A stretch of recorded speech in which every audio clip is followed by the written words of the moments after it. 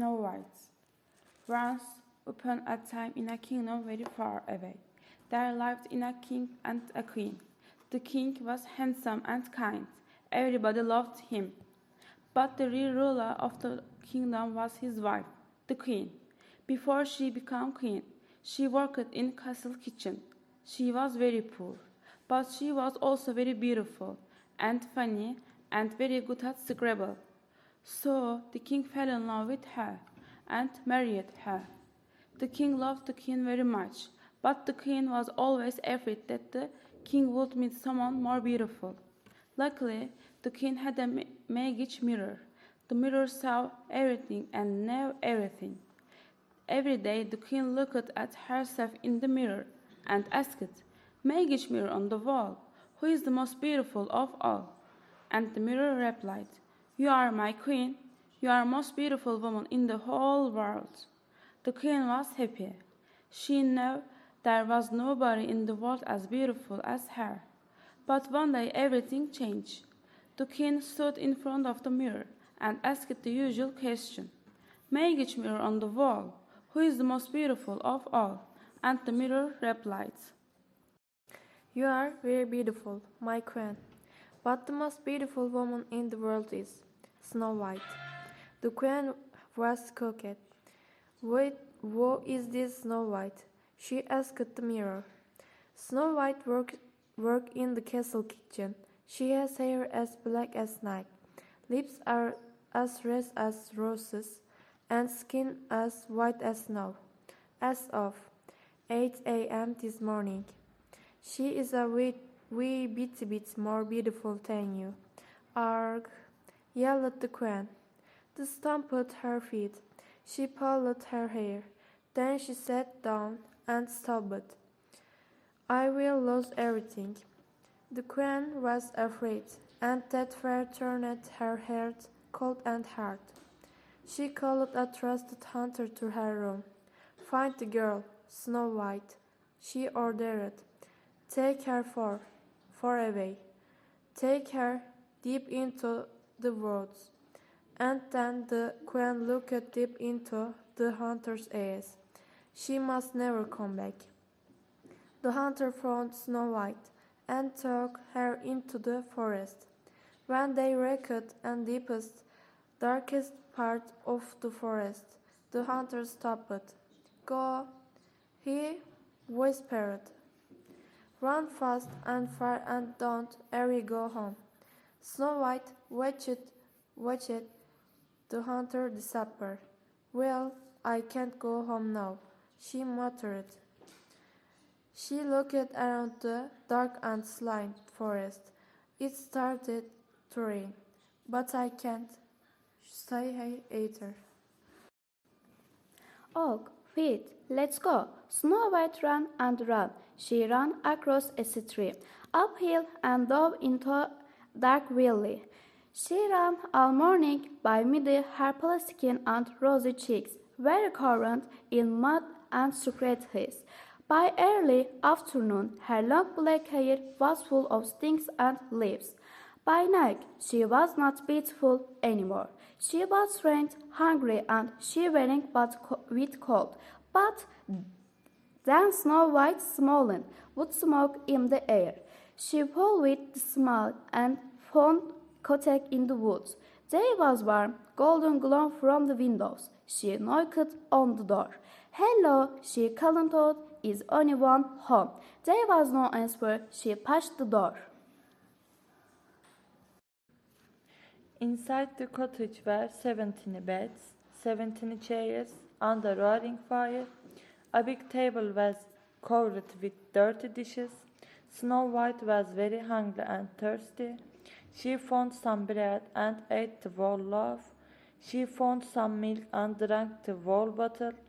Then she sat in front of the fire to get warm, and just like that, she fell asleep.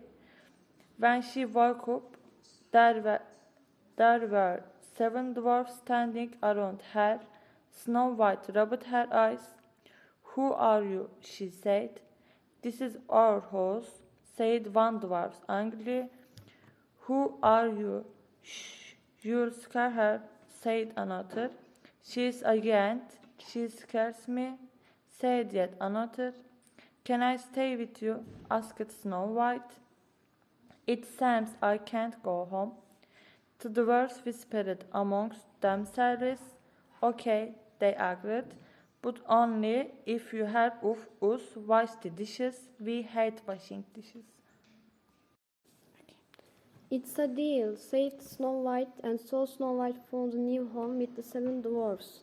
Every morning she washed the dishes, and every morning as the dwarfs left for work they said, "Be careful, don't open the door for anyone, and thank you for washing the dishes. We really hate washing dishes." Back at the castle the queen was feeling better. She thought Snow White was gone forever, but she was still light afraid. "Come and play Scrabble with me, my love," shouted the king from the bottom of the stairs. "You can go first, maybe later, dearest," replied the queen. She stood in front of her magic mirror on the wall. "Who is the most beautiful of all?" The mirror replied, "You are very beautiful, my queen." The girl, Snow White is the most beautiful woman in the world. "Snow White is alive," shouted the queen. "She is living with 7 dwarfs in the forest," said the mirror. "Last night she was not very beautiful, but as of 1 p.m. today, she is more beautiful than you." "Rats," shouted the queen. She went to her closet and her gold old coat and old boots. "I'll have to kill her myself." She ran out the palace, jumped into her fast carriage, and sped off towards the forest. Snow White was reading beside the fire when there was a knock on the door. Knock, knock. She peeked through the window. There was a woman holding a basket of fruit. The woman had a beautiful face, but she was wearing an old dress and old boots. "Fruit, fresh fruit, apples and bananas and pears and oranges."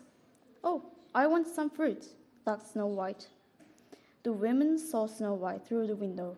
"Hello, dear," said the woman. "Do you want some fruits? I have delicious apples today." "I love apples," said Snow White, "but I'm not supposed to open the door for anyone. Those apples might be poison." "Oh, how silly," said the woman. She cut an apple in half.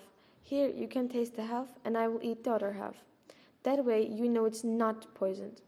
Snow White opened the door. The woman gave 1/2 of the apple to Snow White and ate the other half.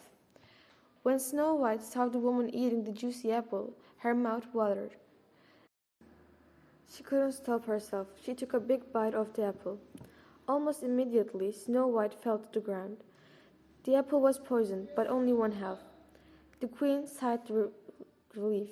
Quickly, she got back into the carriage and rode back to the castle. When the dwarfs arrived home, they found Snow White lying on the floor. They yelled in her ears. They tickled their feet. They poured cold water on her face, but she didn't wake up. "Is she dead?" asked one dwarf. "She doesn't seem to be alive," said a second. And so the dwarfs made a glass coffin for their beloved friend. They sat on a table in a beautiful part of the forest, surrounded by flowers. Snow White lay there for over a year, through spring, summer, autumn, and the winter. One day, a prince from a different kingdom was walking through the forest with his dog. He saw Snow White's strange glass coffin. He brushed off the leaves and set Snow White inside. Just then, he tripped over his dog and knocked the coffin off the table. Snow White rolled out of the coffin and onto the grass. "Oh no, oh dear, oh fiddlesticks," the prince shouted. But then an amazing thing happened. The piece of the poisoned apple was stuck in Snow White's throat, fell out, and then she began to cough. The prince rushed to help her. "Apples," she coughed. "I beg your pardon," said the prince. "No more apples." That night, the queen stood in front of the magic mirror and asked her question. "Magic mirror on the wall, who is the most beautiful of all?" And to her surprise, the mirror said, "You are very beautiful, my queen, but Snow White is again the most beautiful woman in the world." "What?" she screamed. And in her anger, she picked up a shoe and threw it at the mirror. The mirror smashed into 1,000 pieces, and then the magic mirror inside it was released. No! Screamed the queen. She collapsed on the floor and fell into a deep sleep. While she slept, the queen had a strange dream. In her dream, she was dancing in hot iron shoes. Her feet burned and burned, but she couldn't stop dancing. When the queen woke up from this terrible dream, it was morning. The sun was shining and the queen felt different. The magic mirror spell was broken, so she didn't feel anxious or jealous anymore. She felt free. She went downstairs to find her husband. She really wanted to play Scrabble. And what happened to Snow White? The dwarfs were very happy to see Snow White alive. They invited the prince for dinner. When the prince learned that nobody liked washing dishes, he bought them a dishwasher. Everybody lived happily ever after.